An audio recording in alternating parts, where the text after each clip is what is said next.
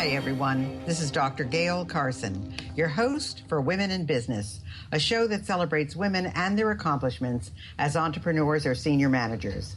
As a woman business owner for over 5 decades, I take great pride in bringing these interviews to you. My guest today is Victoria Tennant.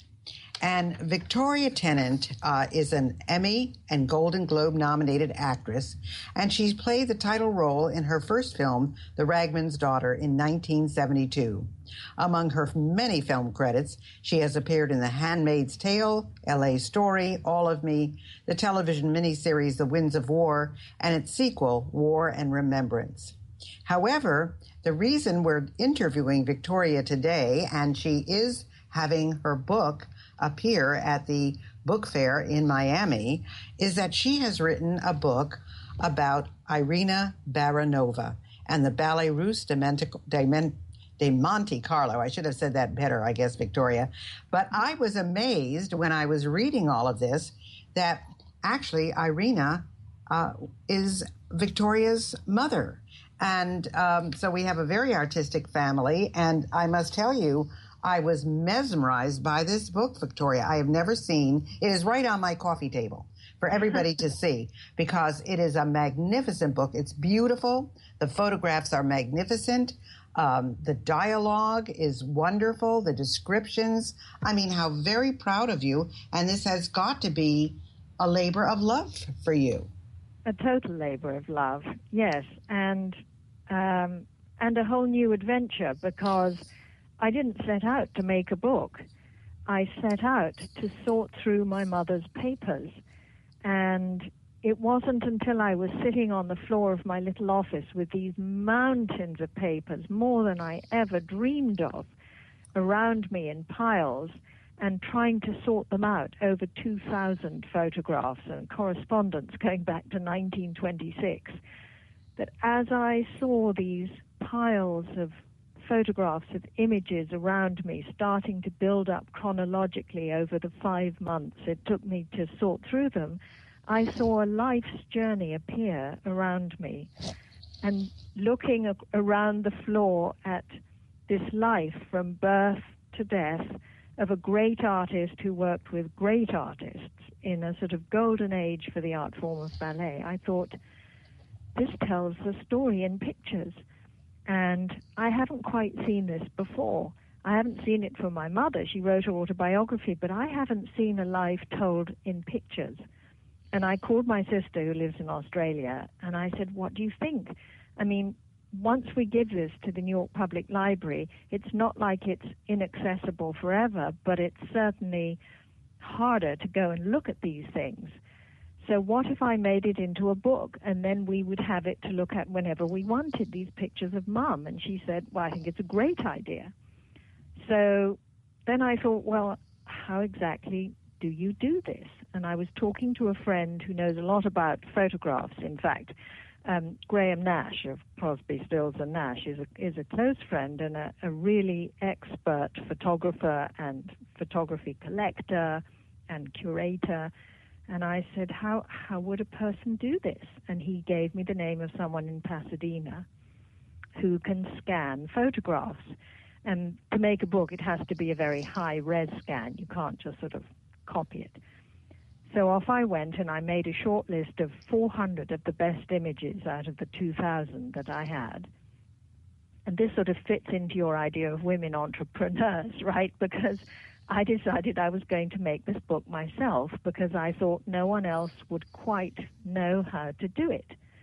The regular way of going to a publisher with an idea for a book and a pile of printed pages that you've written and a pile of photographs and handing it over and saying, right, now you make the book, I knew that wouldn't work for me because my stories and my pictures went together in a very specific way. And I thought, well, no one else would quite know what picture went with what story. I need to do it myself. So I was put together with a lady who used to be a dancer who was a book designer, and I explained this project to her, that it wasn't quite like anything I'd seen before, so I was sort of making it up as I went along. And I I would cut out paragraphs of the text that I was writing and tape it onto a piece of paper and then tape next to it a photocopy of the photograph that needed to go with it. And these taped up pages would go back and forth between the two of us. And so I started to build this book. And I had an overall idea of a life's journey and how to separate the chapters, perhaps geographically, with the big ballet tours and the Royal Opera House in Covent Garden and the big American tours where the company lived on a train for 6 months at a time. And I thought, well, this will help the person looking at the book understand the big sweep of every chapter, because it sort of goes together. There's a theme. But I made it up as I went along. I had my chapter headings, and I don't know, I just sort of made it up. And it took me 2 years to do it. And Victoria, let me ask you something. Did the publisher change it at all? I mean, publishers have a history of, oh yeah, this is what I want, but no, this is what they want. So I'm just curious, because you went through such detail, and it was such, I'm sure, an emotional journey for you. Oh, totally, yeah. Totally. How did you deal with the publisher? I mean, were there any changes, or what did they tell you? Well, this is what happened. About a year into the process, so halfway through the process, my phone rang, and an incredibly nice lady on the other end of the phone said she was calling from Chicago, and she was an editor of the University of Chicago Press, and she was in charge of all the books for art and architecture and performing arts and photography and whatever. And she said, I hear you're making a book. And I said, well, yes, I am actually. And she said, who are you doing it for? And I said, well, me and my sister. She said, no, I don't mean that. I mean, what publisher are you doing it for? And I said, oh, I'm not. She said, what do you mean? I said, well, I don't really know what I'm doing. I'm making it up as I go along. So I can't really show it to anybody. And the other thing is, I don't want anyone to tell me what to do. I know how I want to do it, and I need to do it and then show it to someone. And it's a kind of take it or leave it deal, basically, because I've already done the book. Oh, please let me see. I do want to see. I said, well, I don't really want to show it to anybody till it's finished. Well, just a few pages. Show me a few pages.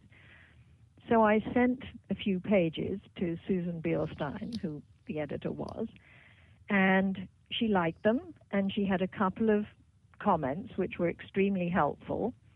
For instance, it seems so obvious now. She said, well, if you mention someone like Balanchine, even if you don't have a picture in your mother's collection of Balanchine, go out and get one, find one. And I thought, well, yes, of course, that's great. So that opened the door for me to go out and search through libraries and collections and archives to find pictures that I didn't have, that were missing, that would be great additions to my book. And on I went, and Susan called me intermittently for the following year. And then when it was finished, I printed out the pages and I mailed the pages off to her. And after the publisher's process of having experts vet it and write things on it, and they said they wanted it. And the only thing they changed was the photograph that they used for the cover of the book. They chose a very classical Swan Lake one by a great photographer called Maurice Seymour, who lived in Chicago, rather than the sort of rather exotic Ballet Russe Arabian Nights one that I had been thinking of. And that was really the only change they made.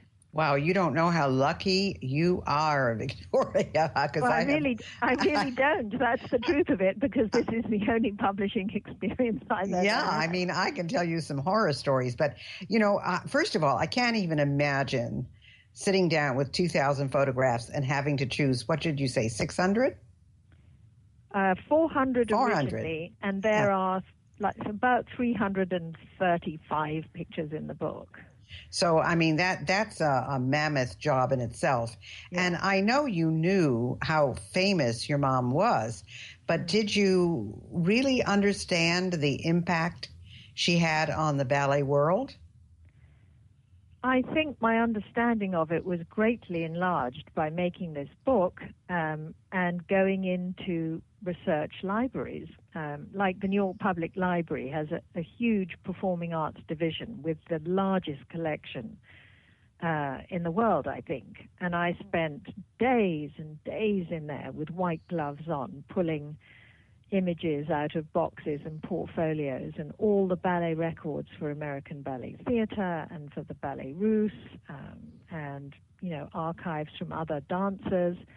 And truly, my understanding of the whole process was hugely, hugely enlarged. One of the most exciting things I found there was in a series of black notebooks, and inside was written in pen and ink the tour lists of the American tours of the Ballet Russe, kept by the company manager.